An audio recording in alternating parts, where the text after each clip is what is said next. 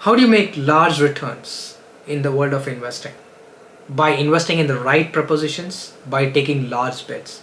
How do you determine which is the right proposition to back on when it comes to investing? And how do you determine what is the right size bet you need to take? Well, the answer lies in a very prevalent mathematical model that is being used by Berkshire Hathaway directly or indirectly. What are those two models? One is called a decision tree, and another one is called a theory of probability.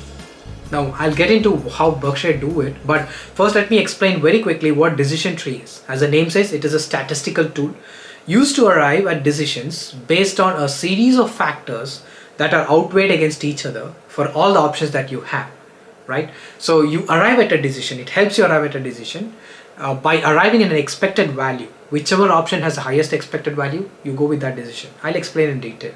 The second one is theory of probability. In the world of artificial intelligence and machine learning, the models that are employed usually uses Bayesian theorem, which is based on, Thomas Bayes' words, describes the probability of an event based on prior knowledge of conditions that might be related to the event. Now, let me make it very simple. Let's take two businesses. One business is insurance, where they try to insure people, and the other one is lending business, which is done by banks who try to lend money to people, right? Now, if you ask me, both of these businesses are primarily engaged in the business of risk management. What do they do day in, day out? They manage risk. They try to avoid or cut losses as much as possible by taking brilliant decisions or by taking intelligent decisions. How do they take those decisions? Now, they factor in a lot of things based on the historical condition, applying Bayesian theorem, right? They look at your past medical conditions, they look at your past credit history, they look at your hereditary, genetics, a lot of factors. They assign risk scores to that, and they assign probabilistic factors to that, and then they arrive at a risk score which determines how much risky it is in terms of giving you a loan or whether to insure you, whatever that is, right? So they are involved in that business. Now, that is applying indirectly Bayesian theorem, right? But when it comes to world of investing, it's not that easy to come at the right decision. You cannot really arrive at a quantitative probabilistic factor like you get it in insurance or bank lending. You cannot really quantify that. You cannot really formulate that. Then how do we do that? And this is exactly what Berkshire Hathaway does when it comes to applying the theory of probability and decision tree.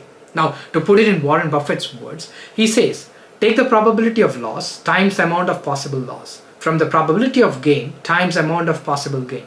That is what we are trying to do. It's imperfect, but that's what it's all about. So he agrees it's not perfect. This is coming from the legendary investor itself, right? It's imperfect. You cannot really have a exact value that can easily determine what decision to take, but that helps, right? Now, what does Munger say? He says intelligent people make decisions based on opportunity cost. In other words, it's the alternatives that matter. That's how we make all of our decisions. Opportunity cost is a huge filter in life. If you got two suitors who are really eager to have you and one is way hell better than other, you don't have to spend much time with the other. So he put it in a very different way, like, look at the opportunity cost. You outweigh options based on the factors, and to arrive at a decision, you put in the opportunity cost as well, and that helps you to arrive at a decision.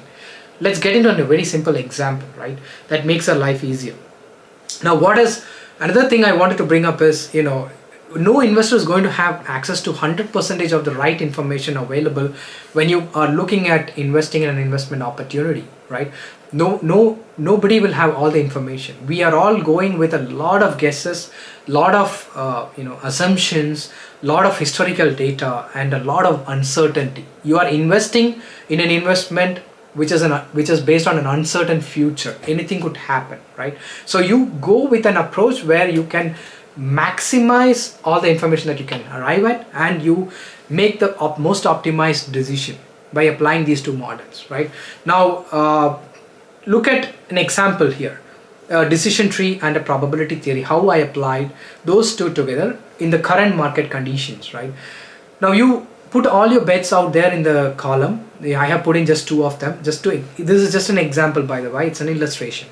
I put an Alibaba here, I have put a Tesla here. Two stock options I have two, two stocks as options where I can invest in, right, for the long term. Now, here is what I do typically. Return percentage, I arrive at a return percentage which is a typically upside to that current price, then a downside percentage, and then expected value. Then there is a probability, which is just an illustrative fact here, value here. It is not exact. You cannot arrive like a probability of 60% and a 40% for upside and downside respectively. Rather, you can arrive at a, little above 50% on the upside and little less than 50% on the downside. So that's why I factored in a 60-40. You could take 70-30, you could take any value, you could even take a 50-50, right? That's fine. Now, I have considered Alibaba and Tesla. Now, I don't know which one to invest in and which one to back on, right? Now, return percentage, the expected value, I'm trying to arrive at an expected value. What is upside I expect? I expect at least 100% upside in Alibaba. And I expect around 30% upside in Tesla over the next 2 years. Now, I could be blatantly wrong here, but these are the factors. It's based on a lot of factors of historical conditions, on historical valuations, on the futuristic cash flows, and discounting that to the present conditions, right? And looking at what is cheap. Now, that is all about valuations. I'm not going to get into all of that, but so I arrive at upside percentage. Now, downside, I think Alibaba could go down another 20% from here because it is at historical low since IPO. So possibility of another 20-30% downside. Tesla could go down another 10-20% from here. And expected value, how do you arrive at that expected value? There is a simple formula here. So you multiply, for example, for Alibaba, I multiply 100 times the probability, which is 60, that is 60%, so it's 0.6. So it's 100 times 0.6, you subtract 20% is downside, so 20 times 0.4, that is a probability, as just like what Warren Buffett says, you arrive at an expected value of 52, right? Now you take Tesla into account. Tesla is return expected is 30%, so 30 times 0.6, it's subtract 10 times 0.4. So what do you get? The expected value for Alibaba is 52 and expected value for Tesla is 14. It's roughly 3 times, or rather 4 times than what Alibaba is. So Alibaba is roughly 4 times outweighing Tesla as an investment opportunity. So that is a pretty large gap, right? Now, here, if you change the probability to 70-30, if you have more conviction, you get a higher expected value, right? Because the upside is more. So by changing these factors in, you can arrive at an expected value and see which outweighs what by what extent. And the difference, the delta, really tells you the gap out there as an investment opportunity. So I'm also considering the opportunity cost. Now, what is opportunity cost if I don't bet 30% of my portfolio or 20% of my portfolio in such a large bet like Alibaba, which is available so cheap? So that is opportunity cost. Instead, if I could always invest 10% in Tesla and 10%, I could split that 20% allocation between these two stocks, thinking both are good. But this kind of a decision tree helps me to arrive at the outlier valuations out there, which is beneficial for me. So I look at investing rather whole 20% in Alibaba and 0% in Tesla probably, or maybe 2% Tesla and keep it in the watch list, right? Now, this is all about in a very short, crisp manner how I do. I mean, there could be mistakes here, you can always be, but you're trying to reduce a mistake. You're trying to minimize the mistake here. It is not perfect, as Bob Buffett says, but you use this kind of a thinking model or mental model to arrive at decisions, right?